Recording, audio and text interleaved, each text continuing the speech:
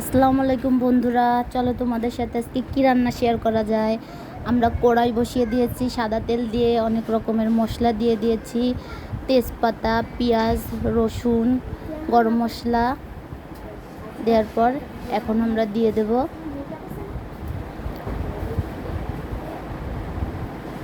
সামান্য পরিমাণ হলুদ,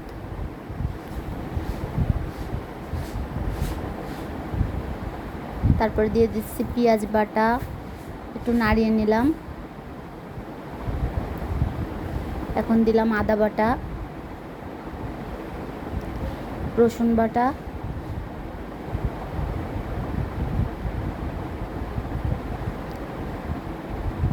ধনিয়ার গুঁড়া,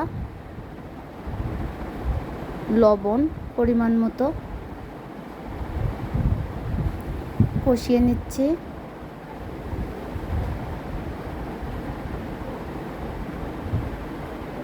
সামান্য পরিমাণ একটু পানি দিয়ে দেব, শুকনো জলের গুঁড়া দিয়ে দেব।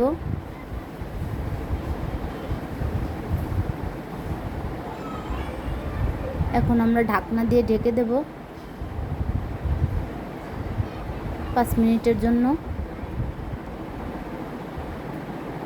5 মিনিট হয়ে গেছে, দেখি কীরকম হয়েছে। যাক, মাশাআল্লাহ, কালারটা সুন্দর এসেছে। এখন গরুর মগজ দিয়ে দিলাম, একটু নাড়াচাড়া দিয়ে নেব।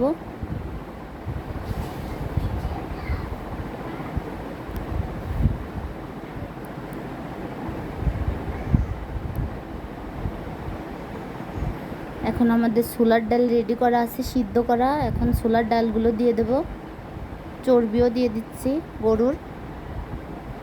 আজকে রান্না হচ্ছে গরুর মগজ দিয়ে ছোলার ডাল। কে কে খাইছেন এই রান্না কমেন্ট করে জানাবেন, আর আমাদের পেজটারে শেয়ার করে দিবেন, কমেন্ট করবেন, লাইক করবেন। কষানো হয়ে গেছে, এখন 2টা তেজপাতা দিয়ে দেব, আর একটু নাড়াচাড়া দিয়ে নেব।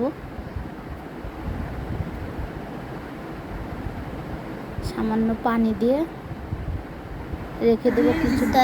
গাইস, আমরা একটু পানি নিয়ে নিয়েছি, এখন নাড়াচাড়া দিয়ে দিচ্ছি। এখন 5 মিনিটের জন্য রেখে দিব। তো 5 মিনিট হয়ে গেছে, তো চলো 15 মিনিট আমরা ঢাকনাটা খুলে দিয়েছি। ও মাই গড, যাক, মাশাআল্লাহ, এত সুন্দর কালার রান্না প্রায় কমপ্লিট।